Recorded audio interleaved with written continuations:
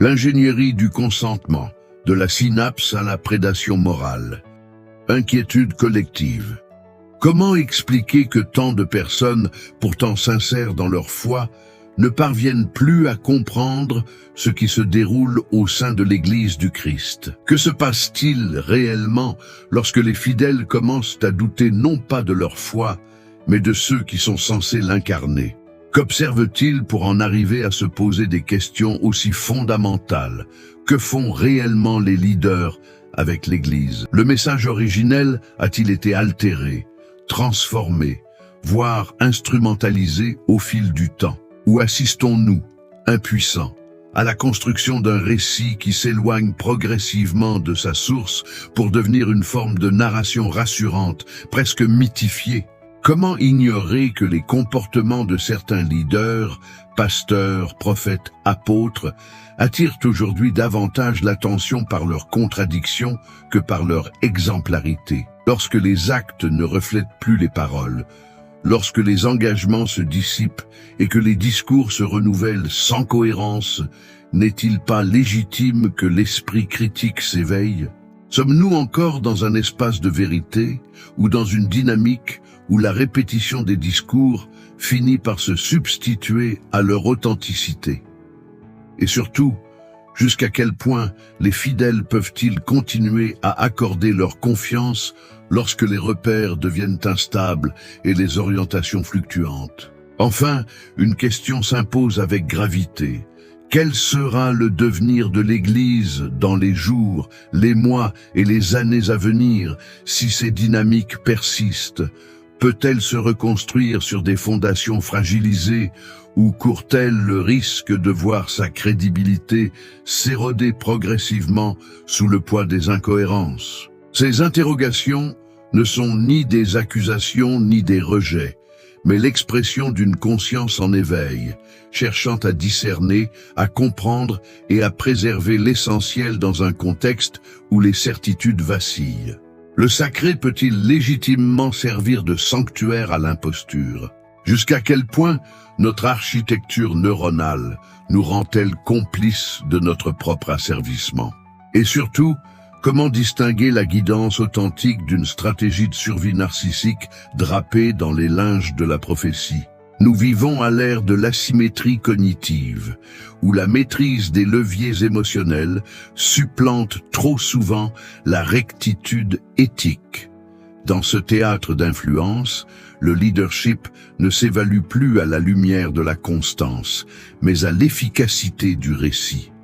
Il est impératif d'opposer une lucidité chirurgicale à l'évanescence des promesses volatiles, car derrière chaque discours charismatique se cache une mécanique de précision qui cible les zones les plus vulnérables de notre psyché.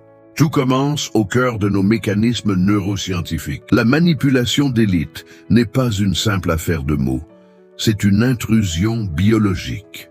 En saturant le système limbique, siège de nos émotions primaires, par des récits de peur ou d'extase, le manipulateur court-circuite le cortex préfrontal, garant de notre jugement critique. L'alerte doit être sonnée lorsque ce mécanisme rencontre l'opportunisme géographique.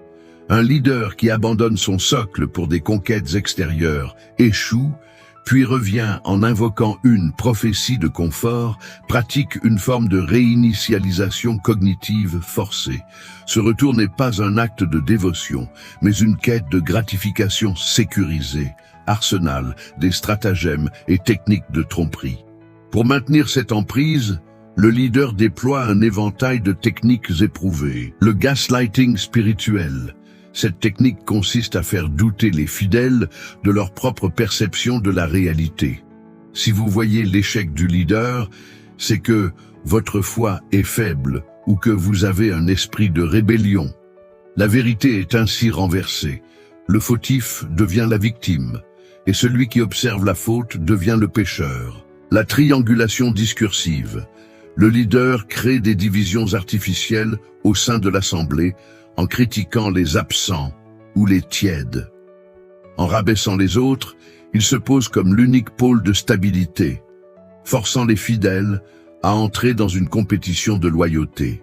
L'ancrage par la dette émotionnelle, par des promesses de projets grandioses tels qu'une coopérative agricole ou des miracles financiers, il crée un état d'attente permanente.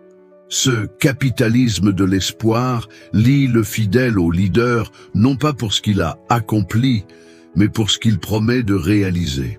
Chaque nouvel échec est alors masqué par une annonce encore plus ambitieuse. Le cliché d'arrêt de la pensée, l'usage de formules sacrées détournées, ne jugez pas loin du Seigneur. Les voies de Dieu sont insondables, pour stopper net toute analyse logique. Ces phrases fonctionnent comme des verrous psychologiques, interdisant toute question légitime sur la gestion des ressources ou la moralité des actes.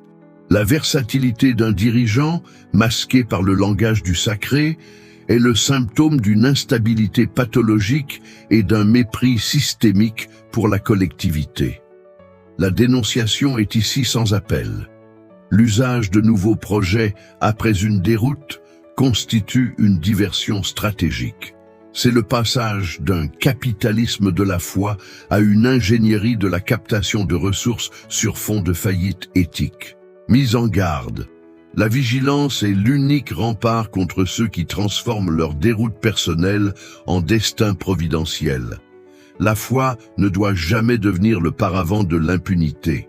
Souvenez-vous qu'un berger qui ne revient que lorsque l'enclos est plein ne cherche pas à guider le troupeau, mais à s'en nourrir. La confiance est un édifice qui se bâtit sur la durée et la transparence, pas sur les décombres d'un exil raté et le fiel des critiques amères. Comment expliquer que tant de personnes, pourtant sincères dans leur foi, ne parviennent plus à comprendre ce qui se déroule au sein de l'Église du Christ? Que se passe-t-il réellement lorsque les fidèles commencent à douter non pas de leur foi, mais de ceux qui sont censés l'incarner? Qu'observent-ils pour en arriver à se poser des questions aussi fondamentales? Que font réellement les leaders avec l'Église? Le message originel a-t-il été altéré, transformé, voire instrumentalisé au fil du temps? Ou assistons-nous, impuissants, à la construction d'un récit qui s'éloigne progressivement de sa source pour devenir une forme de narration rassurante, presque mythifiée? Comment ignorer que les comportements de certains leaders, pasteurs, prophètes, apôtres attirent aujourd'hui davantage l'attention par leurs contradictions que par leur exemplarité? Lorsque les actes ne reflètent plus les paroles, lorsque les engagements se dissipent et que les discours se renouvellent sans cohérence, n'est-il pas légitime que l'esprit critique s'éveille? Sommes-nous encore dans un espace de vérité ou dans une dynamique où la répétition des discours finit par se substituer à leur authenticité? Et surtout, jusqu'à quel point les fidèles peuvent-ils continuer à accorder leur confiance lorsque les repères deviennent instables et les orientations fluctuantes? Enfin, une question s'impose avec gravité. Quel sera le devenir de l'Église dans les jours, les mois et les années à venir si ces dynamiques persistent? Peut-elle se reconstruire sur des fondations fragilisées ou court-elle le risque de voir sa crédibilité s'éroder progressivement sous le poids des incohérences? Ces interrogations ne sont ni des accusations ni des rejets, mais l'expression d'une conscience en éveil, cherchant à discerner, à comprendre et à préserver l'essentiel dans un contexte où les certitudes vacillent.